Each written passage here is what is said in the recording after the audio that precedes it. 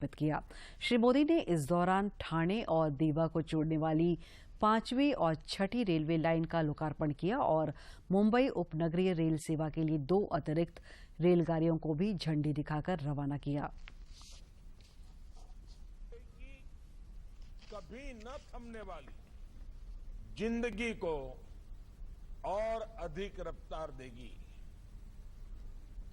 इन दोनों लाइंस के शुरू होने से मुंबई के लोगों को सीधे सीधे 4 फायदे होंगे।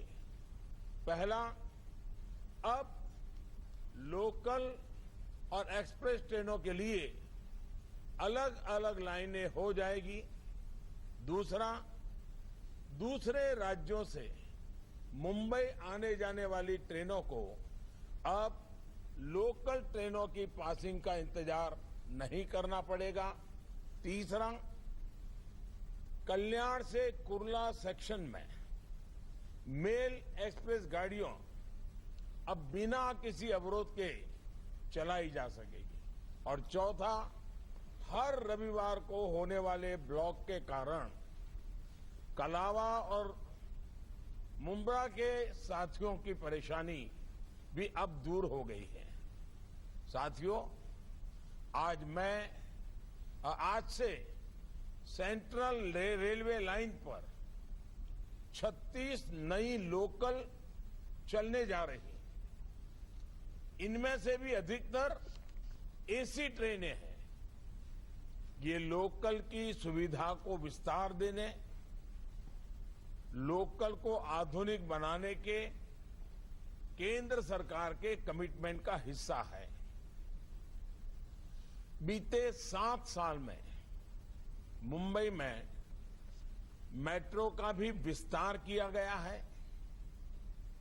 मुंबई से सटे सबर्बन सेंटर्स में मेट्रो नेटवर्क को तेजी से फैलाया जा रहा है।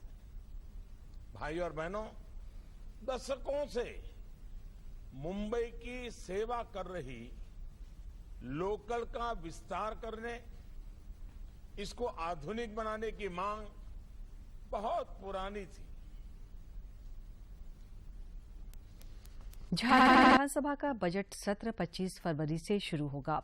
राज्य सरकार की ओर से वित्तीय वर्ष 2022-23 का बजट 3 मार्च को सदन के पटल पर रखा जाएगा। सरकार बजट में आम लोगों की भागीदारी सुनिश्चित करने के लिए सबकी राय सबका बजट कार्यक्रम चला रही है। इसी क्रम में आज राज्य के स्वास्थ्य मंत्री बन्ना गुप्ता ने नामकुम स्थित आईपीएच सभागार में आयोजित सबकी राय सबका बजट कार्यक्रम में शामिल हुए।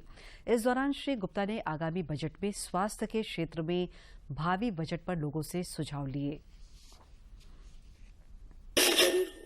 अगर हम इंडियन ब्रांड लेते हैं तो 3 लाख रुपए की डिजिटल वीडियो कॉल्पोस्कोप और क्रायोगन और 3 लाख ब्रेस्ट कैंसर की स्क्रीनिंग की मशीन आती है। तो जो बजट है 1 करोड़ 32 लाख का, उसमें अगर हम 6 लाख जोड़ते हैं तो 1 करोड़ 38 लाख होता है।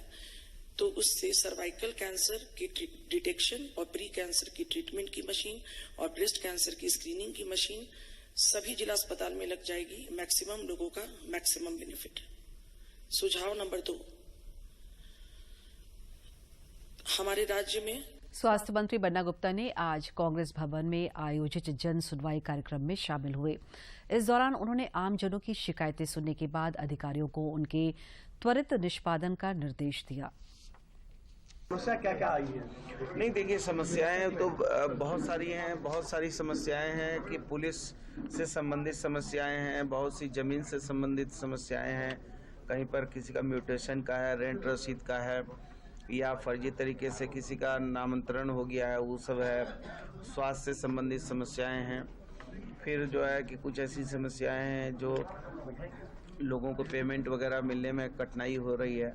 तो वैसे बहुत सारी समस्याएं आ रही हैं और ये कांग्रेस पार्टी जो है जनता का जनता के लिए, जनता के द्वारा जो लोकतंत्र की परिभाषा है उसी को परिमार्जित करने के लिए ये सब हम लोग कर रहे हैं।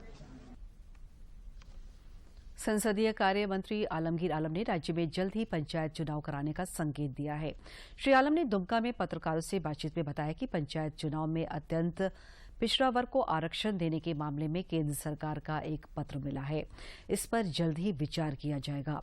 उन्होंने बताया कि पंचायती राज संस्थानों के कार्यकाल का अब और विस्तार नहीं किया जाएगा। शेड्यूल इलाका पड़ता है, हमारा यहाँ पैसा कानून भी लगा हुआ है और नॉन शेड्यूल इलाका भी है, तो सारे चीजों के लिए एक वार्ता हम लोग का 2-4 दिन में होने वाली है। उसके बाद झारखंड के बेहतरी के लिए जो भी होगा हम लोग करेंगे। दूसरी बात हम कहना चाहते हैं, अभी तक जो एक्सटेंशन या वैकल्पिक व्यवस्था के तहत पंचायती राज त्रिस्तरीय से चलाने के काम किए हैं, तो आज भी काम हमारा उसी गति से चल रहा था जो सदन ने मैंने वैकल्पिक व्यवस्था का तहत उस काम में कहीं कमी नहीं हुआ। बहुत लोग बोलते हैं कि पंचायत का चुनाव नहीं हुआ तो काम रुका हुआ है, ऐसा किसी को नहीं। अगर ऐसा होता, आपने अभी सुना जो मेरे यहाँ जो है क्या बोलते हैं बुकनी सेट हो रहा है, पशुपालन हो रहा है, ऐसा हो रहा है, सारी बातों को उन्होंने करने के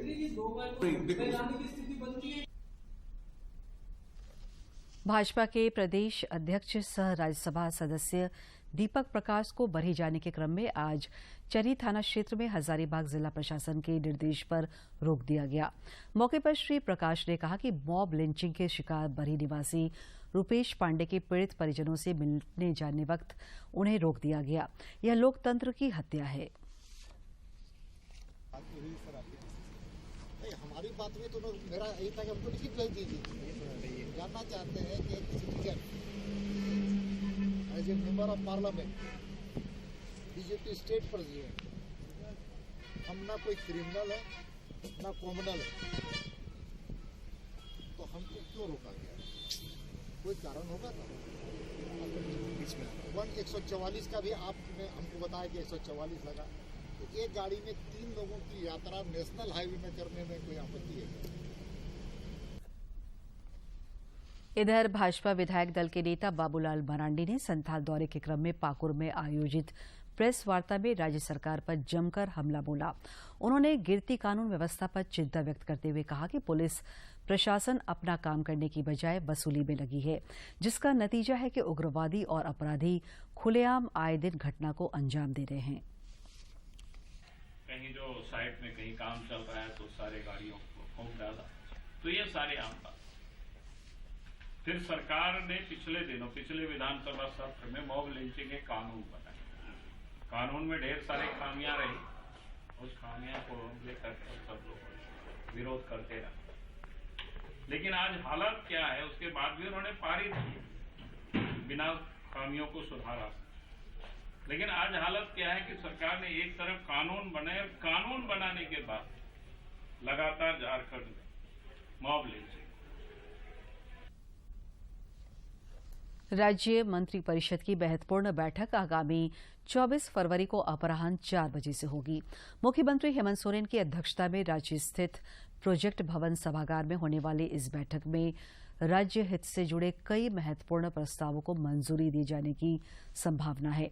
मंत्रिमंडल सचिवालय एवं निगरानी विभाग की ओर से इस संबंध में अधिसूचना जारी कर दी गई है। श्रम नियोजन मंत्री सत्यानंद भोक्ता से चतरा में झारखंड प्रदेश कृषक मित्र महासंघ के एक प्रतिनिधि मंडल ने मुलाकात की। इस दौरान प्रतिनिधि मंडल ने मंत्री से कृषक मित्रों की मानदेय का प्रस्ताव लाने का आग्रह किया। मौके पर श्रम मंत्री ने प्रतिनिधि मंडल को आश्वस्त किया कि सरकार कृषक मित्रों के प्रति गंभीर है। उन्होंने कहा कि जल्द ही प्रदेश के कृषक मित्रों को राज्य सरकार बड़ा सौगात देने जा रही है। मंत्री ने कहा कि कृषक मित्र किसान और सरकार के बीच का एक मजबूत कड़ी है। श्री भोक्ता ने कहा कि कृषि विभाग के सभी योजनाओं को कृषक मित्र धरातल पर उतारने का काम करते हैं, इसलिए उन्हें उनका हक जरूर मिलेगा।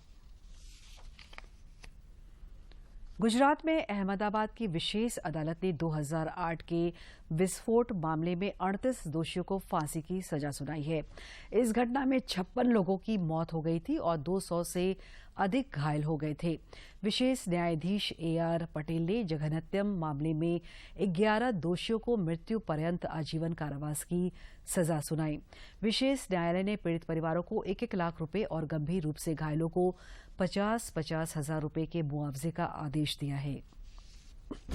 26 जुलाई 2008 को 70 मिनट की अवधि में 21 बम धमाकों ने अहमदाबाद समेत सारे देश को हिलाकर रख दिया था और इन हमलों में 56 लोगों की मौत हुई थी और 200 से ज्यादा लोग घायल हुए थे।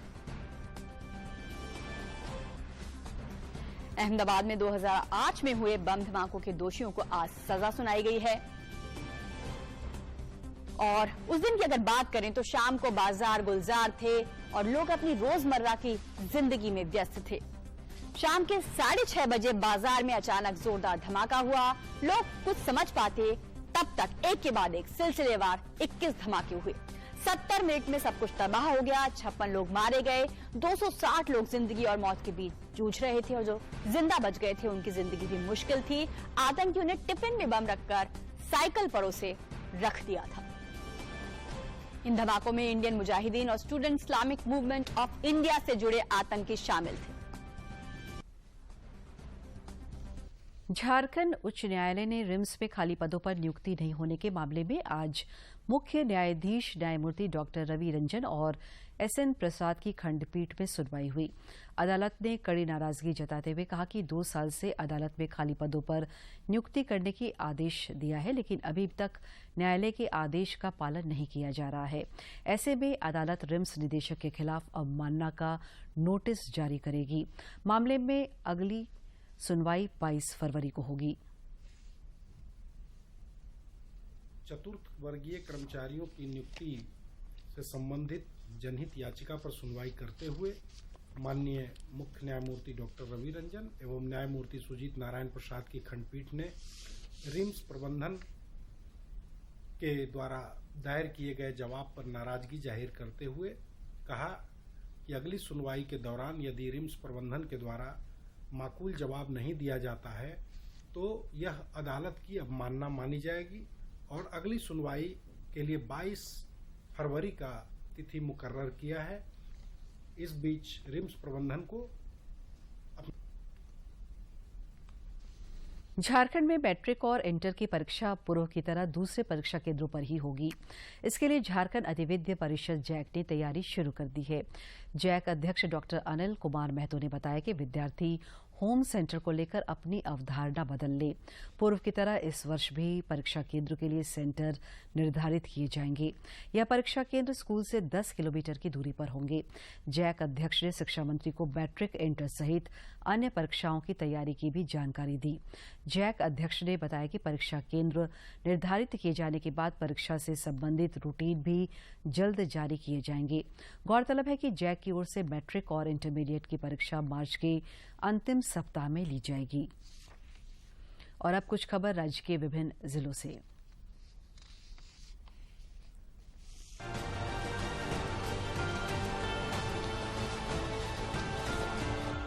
Intercity freedom to walk and cycle campaign for citizen और freedom to walk and cycle campaign for city leader championship का अवार्ड हुआ घोषित। सिटी लीडर की श्रेणी में सबसे ज्यादा वॉकिंग के लिए रांची स्मार्ट सिटी कॉरपोरेशन के तकनीकी महाप्रबंधक राकेश कुमार नंद कुलियार को मिला प्रथम स्थान। 447 किलोमीटर पैदल चलने का उन्होंने रिकॉर्ड दर्ज कराया है। गढ़वा में शादी समारोह में बाथरूम में गिरने से दिलीप चौधरी नामक व्यक्ति की मौत हो गई। वह छत्तीसगढ़ में समारोह में शामिल होने गए थे। घटना की सूचना मिलने के बाद पुलिस ने शव को कब्जे में लेकर पोस्टमार्टम के लिए सदर अस्पताल भेज दिया है। गढ़वा जिले के भंडरिया थाना क्षेत्र के अंडा महुआ स्थित शहीद नीलांबर पीताम्बर की प्रतिमा को जलाने की घटना के बाद खरवार एकता संघ के लोगों ने अंडा महुआ सड़क को जाम कर आक्रोश व्यक्त किया है।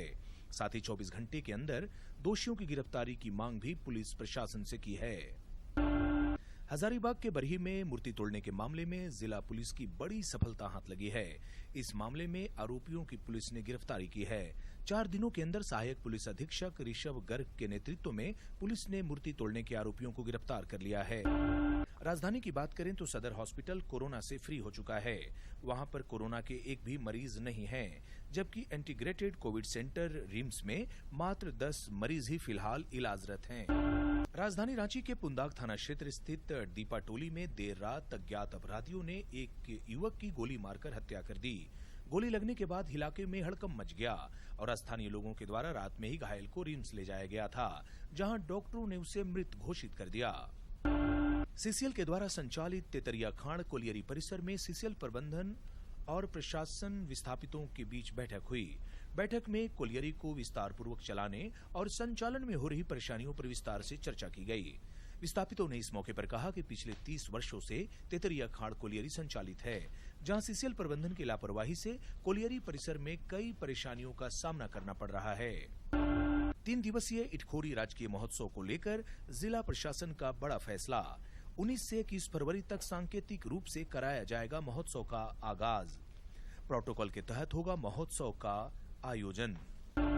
झारखंड में पनपे भाषा विभाग की आग पहुंची चतरा, जहां बड़ी संख्या में सड़क पर उतरे झारखंडी जन संघर्ष मोर्चा के कार्यकर्ता। इस मौके पर लोगों ने आक्रोश रैली निकाली और सरकार से प्रदेश में 1932 के खतियान को तत्काल लागू करने और खोटा को राजभाषा का दर्जा देने की इस मौके पर मांग की।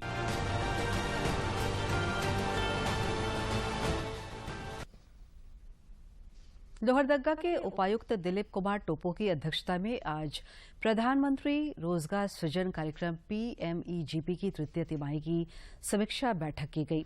बैठक में जिला उद्योग केंद्र के महाप्रबंधक द्वारा बताया गया कि वित्तीय वर्ष 2021-22 में PMEGP कार्यक्रम में लोहरदगा जिले का लक्ष्य 81 के विरुद्ध विभिन्न बैंक शाखाओं में कुल 274 आवेदन अग्रसर किए गए। इनमें से बैंकों द्वारा 59 लाभुकों के ऋण स्वीकृत किए गए और 28 लाभुकों का ऋण का भुगतान किया जा चुका है।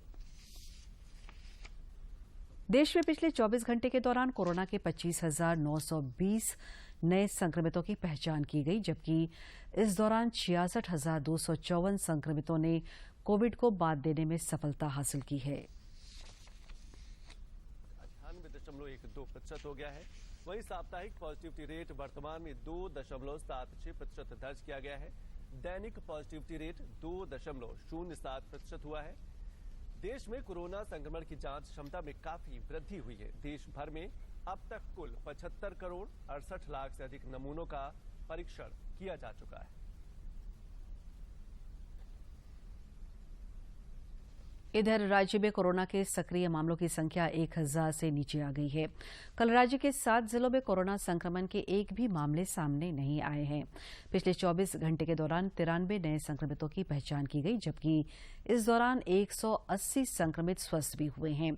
राज्य में फिलहाल कोविड के 979 सक्रिय मामले हैं। देश में कोविड के खिलाफ जारी जंग में एक और कीर्तिमान स्थापित किया गया है।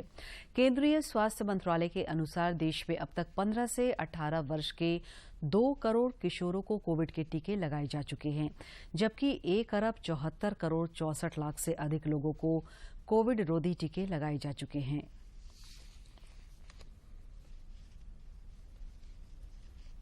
राजधानी रांची समेत राज्य के कई इलाकों में आगामी 22 फरवरी तक आमतौर पर आसमान साफ रहेगा। रांची स्थित मौसम विज्ञान केंद्र के अनुसार 23 और 24 फरवरी को राज्य के कई इलाकों में आंशिक रूप से बादल छाए रहने की संभावना है। इससे न्यूनतम और अधिकतम तापमान में 2 से 3 डिग्री सेल्सियस तक की बढ़ोतरी हो सकती है। न्यूजीलैंड की महिला क्रिकेट टीम ने भारत के खिलाफ 5 वनडे की सीरीज में 3-0 की अजय बढ़त बना ली है। आज खेले गए वनडे मैच में न्यूजीलैंड ने भारत को 3 विकेट से हरा दिया।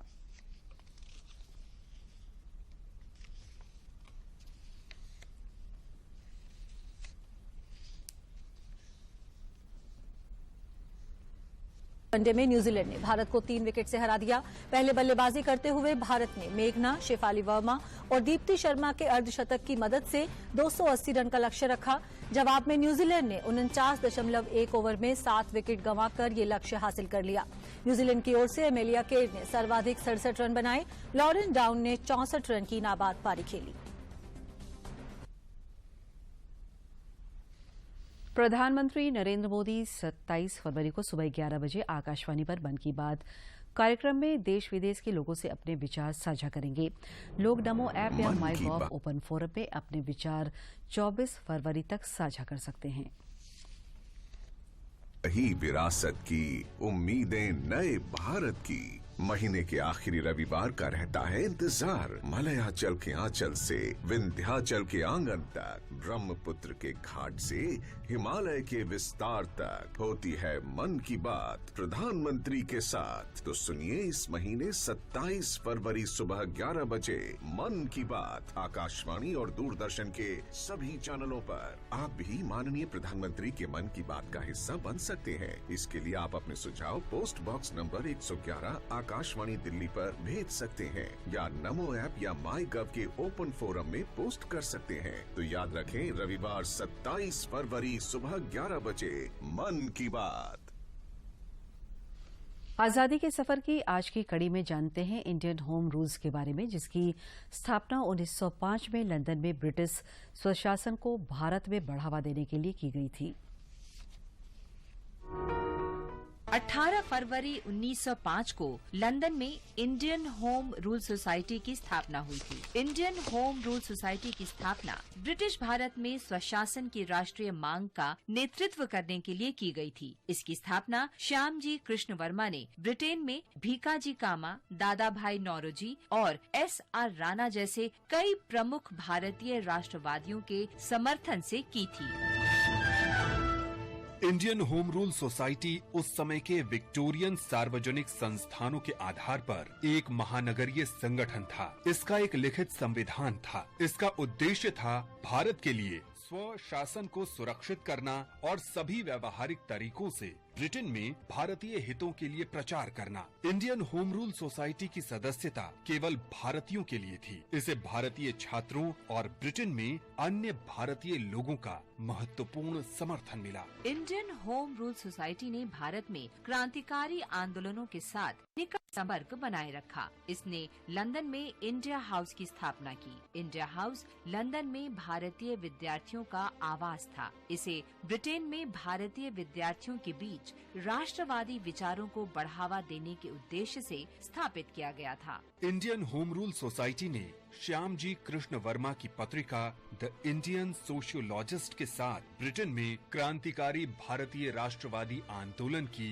नींव रखी। 1907 में श्यामजी कृष्ण वर्मा के पेरिस स्थानांतरित होने के बाद इस सोसाइटी की जगह VD सावरकर द्वारा स्थापित अभिनव भारत मंडल ने ली।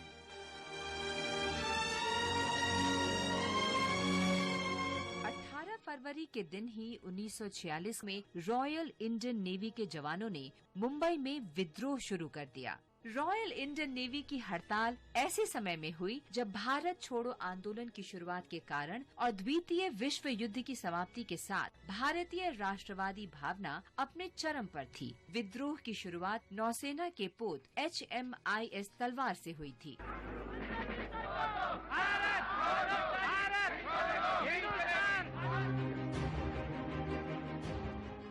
हड़ताल की शुरुआत बेहतर भोजन और काम की बेहतर स्थिति को लेकर की गई थी, लेकिन जल्द ही ये विद्रोह सभी राजनीतिक कैदियों की रिहाई और ब्रिटिश शासन से स्वतंत्रता की व्यापक मांग में बदल गया। हड़ताल शुरू होने के अगले दिन जवान भारतीय ध्वज लहराते हुए लॉरियों में मुंबई के चारों ओर फैल गए। रोकने की कोशिश करने वाले पुलिस कर्मियों के साथ इन जवानों ने पूरी ताकत से मुकाबला किया।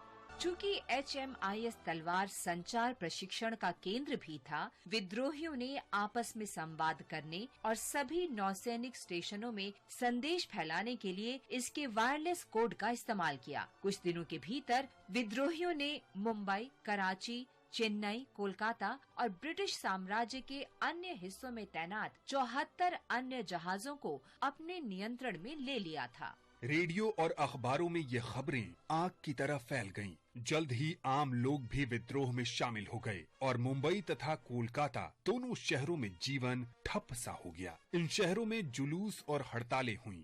भारतीय छात्रों ने कई शहरों में एकजुटता दिखाई और कक्षाओं का बहिष्कार किया।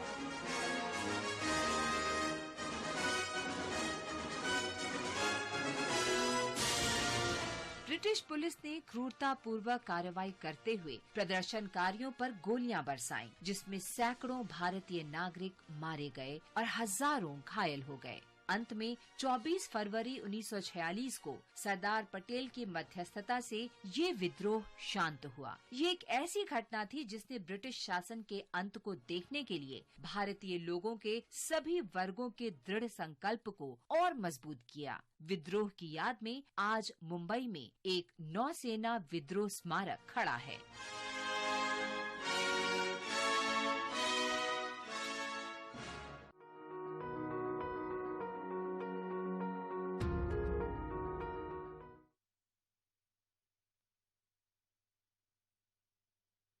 के लिए आप हमारे social media platform Twitter, Facebook और यूट्यूब से जुड़ सकते हैं, क्योंकि खबरों से जितना बाखबर रहना जरूरी है उससे ज्यादा जरूरी है सटीक, संतुलित और निष्पक्ष समाचार। हमारा ट्विटर हैंडल है DD न्यूज झारखंड और फेसबुक पेज है RNU DD आप हमें YouTube channel Jharkhand DD news पर भी देख और सुन सकते हैं।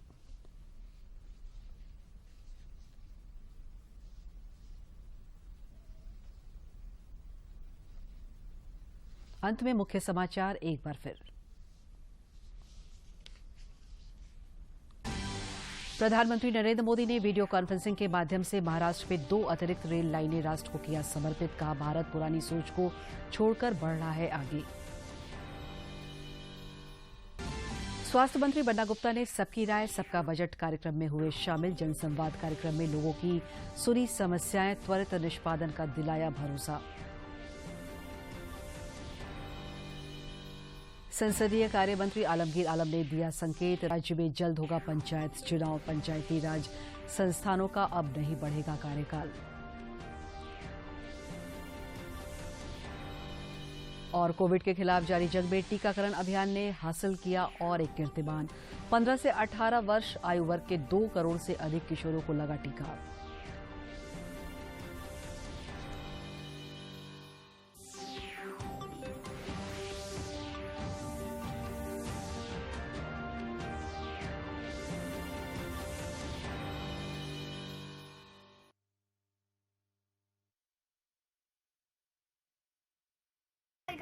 अभी आएगा।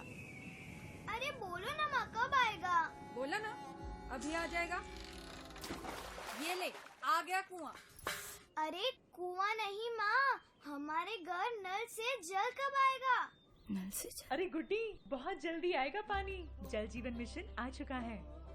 हम 1 कदम उठाएंगे तो सरकार 10 कदम उठाएगी। सच? तुम्हारे मुंह में घी शक्कर। घी शक्कर नहीं माँ, स्वच्छ जल। 2024 तक देश के सभी 19 करोड़ घरों में पहुंचेगा पीने का साफ पानी। अब होगा हर घर जल। जल जीवन मिशन, जल शक्ति मंत्रालय, भारत सरकार।